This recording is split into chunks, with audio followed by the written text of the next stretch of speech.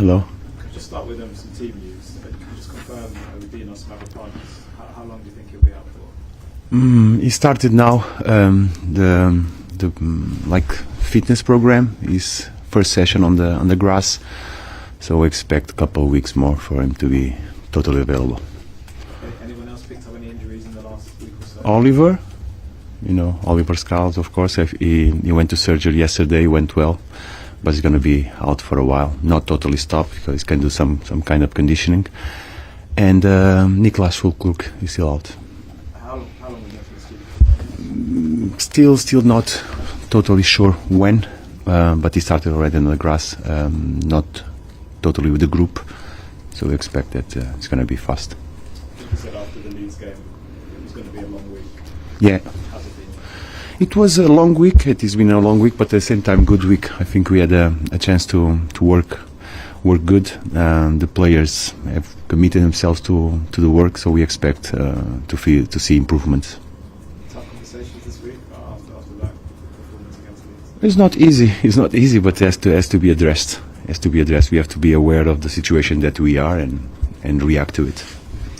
Lucas Paquetá. Yes. The news today from the FA, I think it kind of brings an end to the situation. Do you think he's still been struggling kind of mentally, and do you think his form struggled because of this whole situation even into this season? It doesn't help. All the noise, all the situation that he's been through doesn't help. Finally it ends, but at the same time comes the rumors that he's gonna. All these rumors, especially in the situation that we are, doesn't help. I think we have to protect ourselves and try to shield all the noise outside, rumors of players going out, the transfer window. Let's try to ignore all of them so we can work in a better way. It's pretty well known, I think, even in the FA's kind of written words today, that he was close to a move to Manchester City a couple of years ago. More rumours this week that he might have wants to leave in January. Have you spoken to him? What's your kind of understanding of his situation? That's exactly what I said to you. Look, when we are in this situation, all the rumors, also people outside that doesn't want the best for West Ham themselves doesn't help. But all the rumors, you don't have to address it. We have too much things to be worried about and concerned and committed to solve. This is our priority. Do you think he'll be here after January? He's here today. He's going to be tomorrow. He's going to play on Sunday and help his teammates to produce a good game. Can I ask you something? Of course. Team selection. Yeah. In the last few games, because against Everton in midfield you have Magassa and Fernandez. The fullbacks kind of in their more traditional positions. I think the same for Arsenal. But in the games against Brentford and Everton, there's been some changes. Yeah. Souček, Irving in the midfield. Yeah. And then kind of switch the fullbacks into Yeah. the opposite sides. Yeah. There's been a lot of discussion around that. You're able to kind of give us a real insight into why the team's changed so much, especially when the performance against Everton. It's something that doesn't please us. Something that personally I don't like. I would like to have found a solution earlier and stick to it, but. I think it's our obligation to try and find the solutions because the team is not producing. We start with Angie, Thomas against Leeds. It didn't quite work. Second half better, so we are still looking, and I hope that we can solve all the problems faster than we are solving. Why did you change it from the Everton game? Why would you change it for it? Because that was a positive result. Yeah, but then we went to Arsenal, basically the same, didn't work out. Then came the international break, we had players come, many things that we thought that would work for the team, many. We should have a conversation, maybe I can explain to you. It's going to take a very, very long time, but honestly, I wish that we can stick with one and the team clicks and it goes well, so we can move forward. I like routines. Unfortunately, we are not able to do it, and it's not easy for the players also. So I hope Sunday we find the team clicks, we play good, we compete well, and we stick it. Quite a lot's been made about the athleticism of this squad and kind of the dynamism of the squad as well. And you talked about in the last couple of games losing individual battles, losing duels. Yeah. Do you have the players here? Do you have the kind of physical players that are able to kind of win as many duels as you want, win as many physical battles, or is the squad kind of lacking that player profile at the moment? That's why we are working really hard on that aspect. That's why we are creating a dynamic inside here at the training ground of small groups that we can improve both physically, technical, at the same time individual aspects of the game. So we have more time to work on that. We must improve the players individually. Many of them, and they know, are performing under their real quality. So this is what we are doing. We are doing really hard and focus on individual development. When it comes to attributes like dynamism, athleticism, speed, can you train that on the training? Yes. Do you have to get new players to improve? Now, look, until 1 of January, I don't even think about it. My priority is to improve these players, improve our squad, starting individual, then starting for small groups, by lines, defense, midfielders, attackers. Everybody has to improve. Individual, then we can connect and look for the complicities. But individual performers must help us. How are you feeling ahead of a couple of big home games, but especially playing at home again? Because as we've discussed here before, the home form really hasn't been good for a while. So how's the squad mentally kind of prepared to play at home? Because you talked about anxiety playing in front of your fans. How's that going at the moment? Yeah, it's a reality. It's what it is. It's what it is. We cannot hide ourselves. And again, I said it's our responsibility. I hope it starts in the warm-up, a good warm-up that can connect the people, can connect our fans, and again the game starts and the fans see the team go. So the environment, the backup, the noise, but it's up to us. It's up to us. That's why we are so committed to start and changing what is being our home front, because we need them. We need to be strong at home, but more than anything, we need to compete. We compete. Yeah. Yeah. Is he joining you back from start? Yes. Yes. I think Rui can help us alongside Billy. I think he can help. He has a lot of experience. He's been working with me many times, many years, and always been able to improve goalies. And I expect the effect on Alphonse, on Mads, on Lucas, on the young lad Finley. I think it's going to be helpful for us. Thank you. Hi, Nuno. Hello.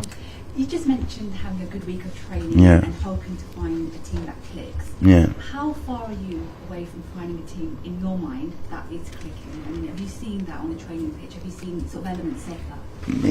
I've seen, but what really measures and we can judge is the competition.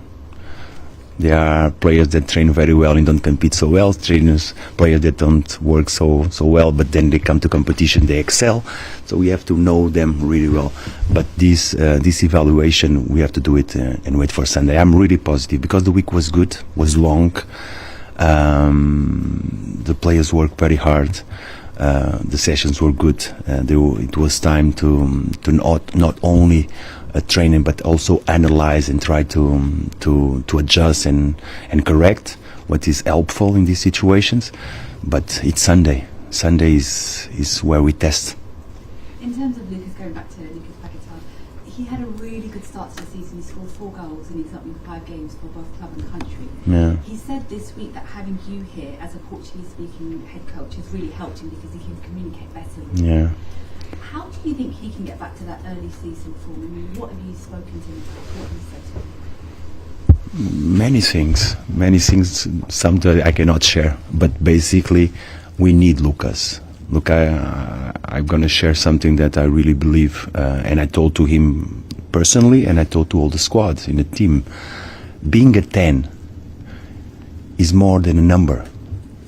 In my view, being a 10 is a symbol. You know what I mean? A 10, number 10. When you see number 10, it's a symbol. And this is what we need from Lucas. The best of him. For him to really help the teammates. Because the teammates trust him a lot. They know that there's much more for him to give us. The talent that he has. So by saying that the 10, we need 10. And talking about 10s and creative players and sort of talismanic players. That battle in midfield in front of between Lucas and his best friend in football, Bruno Guimaraes. Yeah. That is his best friend. I didn't know that. They're very close. Oh, yeah? Yeah, they're very close. How key do you think that battle will be, and in particular the midfield battle, in terms of your team trying to stop them counter-attacking, but also trying to ease the load in terms of how much they could attack your box? Yeah, not only the individual battles in the midfield, it's going to be all over the ground. So individual battles, individual duels, it's going to be all over the ground. But you are right, controlling the middle of the park, it's normally when you control it, your team plays better. And we're going to face one of the best midfielders in Premier League. So it will be good. But it's not only Bruno and Lucas. I think in the game they'll not be friends. They'll not be friends for sure. Both of them are very competitive, so I don't expect too many friendship there. To be fair, he said he's only thinking at West Ham on Sunday, but obviously they are good friends after. Yeah, then after the game they can. But in the game I don't believe that they're gonna. No. And just finally for me, Callum Wilson, he'll come up against his former side on Sunday if he does play. I just wondered because obviously, I think in your first two games we saw Callum Marshall come on the pitch instead of Callum Wilson, and then of course against Leeds last week, you opted to bring on Callum Wilson instead of Callum Marshall.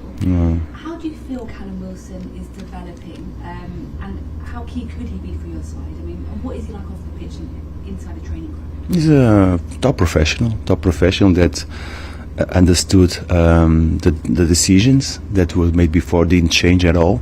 Committed to the squad, committed to help us. I think he has experience that can bring very good things to our team in this moment. We still didn't decide, but like I said, all the players are very important for us. Thank you. Hello.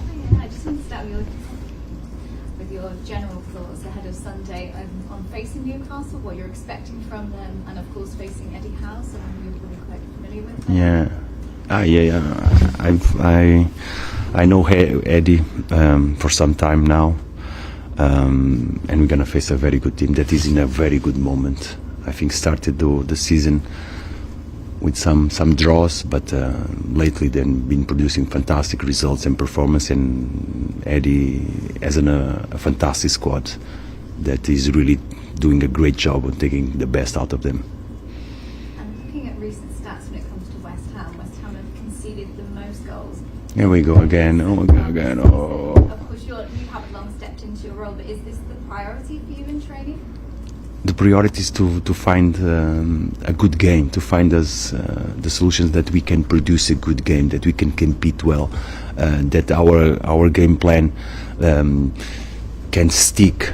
Because even in the previous game, 3 minutes into the game, we can see everything changes, the mood of the players. All these things are really, really important for us. What we expect on Sunday is that we can sustain our level of performance longer, not having too much oscillations during the game, switch-offs that are really, really costing us and damage us.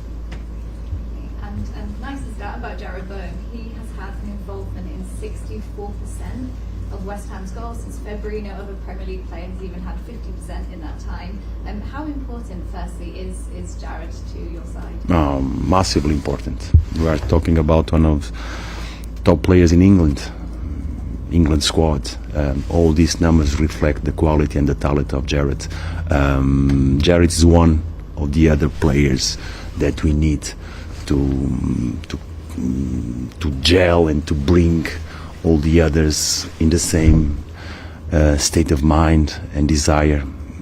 We expect them to help us. Yeah.